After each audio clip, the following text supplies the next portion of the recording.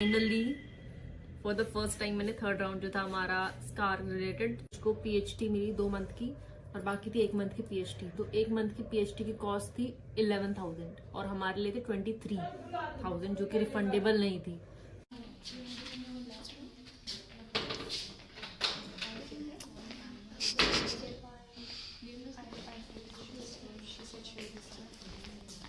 सारा खाली हो चुका है। Hello guys and welcome back to my channel. तो आज की वीडियो में मैं अपना एक्सपीरियंस शेयर करूंगी इंडिगो का, जो मैंने अभी रिसेंट में इंटरव्यू दिया था। इंटरव्यू था 18 दिसंबर को साकेत में होटल G27, जिसकी टाइमिंग 11 बजे से थी। तो मैं जल्दी पहुंच गई थी, तो वो मेरी गलती थी। तो फिर थोड़ी 1.5-2 घंटा वेट करने के बाद 11 बजे फिर इंटरव्यू स्टार्ट हुआ, फर्स्ट राउंड हुआ। अब की बार जो HR थी वो चेंज हो गई थी। तो फर्स्ट राउंड हुआ जिसमें कि हमारे 6 गर्ल्स को बुलाया था, 6 कैंडिडेट।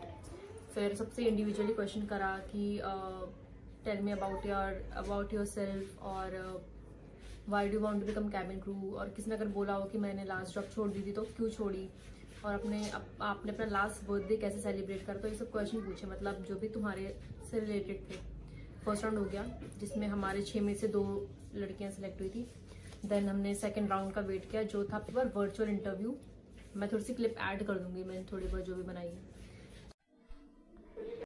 तो वर्चुअल राउंड हुआ जिसमें हम लैपटॉप में, मतलब HR थे वहाँ के। तो फिर उसमें भी हमसे, मतलब सबसे पहले उन्होंने हमारा नाम पूछा, फिर उन्होंने हमसे हमारा इंट्रो पूछा।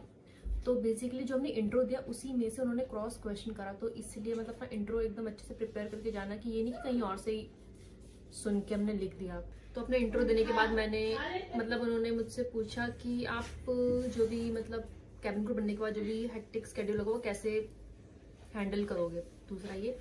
इसके बाद उन्होंने मुझसे पूछा कि टेल मी, मतलब मुझसे भी नहीं, मैं वैसे ही बता रही हूँ, बाकियों से भी पूछा कि तुम्हारा क्लोजेस्ट फ्रेंड कौन है और तुम्हारी स्ट्रेंथ क्या है। मुझसे पूछा तो उन्होंने स्ट्रेंथ क्या है और वीकनेस क्या है, और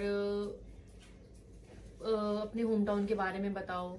और मेरा सेकंड राउंड हुआ वर्चुअल, जिसको मतलब मैंने क्लियर कर दिया। उसके बाद finally for the first time मैंने थर्ड राउंड जो था हमारा स्कार रिलेटेड, तो वो भी क्लियर हो गया। तो हम सब वेट कर रहे थे अपना रिजल्ट का, जिसके लिए मतलब 1-1.5 घंटा बहुत वेट करना पड़ा। तो फिर मतलब बहुत ज़्यादा वो था कि समझ में नहीं आ रहा था कि पता नहीं कितने ही सिलेक्ट होंगे, कितने रिजेक्ट होंगे। तो हम ऑलमोस्ट 15 से 20 लड़कियां थी। फिर मैम ने हम सबको बुलाया। फिर मैम हमको बोलने लगी कि कॉन्ग्रेचुलेशंस गर्ल्स, यू और मतलब सिलेक्टेड, ऐसा करके बात। मतलब कि मैंने देख रहा था कि कुछ आधे फॉर्म बटे हुए थे। सबसे पहले एक फॉर्म था जिसमें एक थी कैंडिडेट जो डायरेक्टली सिलेक्ट हो गई थी, जो कि एक्सपीरियंस क्रू थी, क्योंकि फिर बाद में कुछ थे जो, तो 3 फॉर्म थे जिसमें से एक डायरेक्ट सिलेक्शन का था। बाकी मैं जो थी, मुझको पीएचडी मिली 2 मंथ की और बाकी थी 1 मंथ की पीएचडी। तो 1 मंथ की पीएचडी की कॉस्ट थी 11,000 और हमारे लिए थे 23,000 जो कि रिफंडेबल नहीं थी। तो मैं एक्सप्लेन करने लग गई कि 85% चांसेस होते हैं उसको क्लियर करने के एंड ऑल, पर ये रिफंडेबल नहीं होगा। फिर मैम बोलने लगी कि तुम बस 2 कदम दूर अपने ड्रीम को अचीव करने से, ये सब। But at the end ma'am ने बोला कि आप एक बार फिर अपने पेरेंट्स से कंफर्म करके बता सकते हो। तो मुझको ऐसा लगा कि मतलब इसमें कोई गारंटी नहीं है, और मुझको फिर फ्रूटफुल नहीं लगा कि इतने ज़्यादा पैसे इस ट्रेनिंग पे स्पेंड करना, जिसका हमें रिजल्ट भी नहीं पता, क्योंकि एट द एंड हमें ही खुद से इंटरव्यू देना है, इसके बाद भी जो भी इंटरव्यू होगा। बट मैम ने बोला अगर आप इसको सिलेक्ट नहीं करोगे पीएचडी, तो आपको 2 मंथ तक आप इंटरव्यू नहीं दे सकते हो, कूलिंग पीरियड होगा। बट मैंने रिजेक्ट कर दिया इसको। तो फिर बस यही था आज का।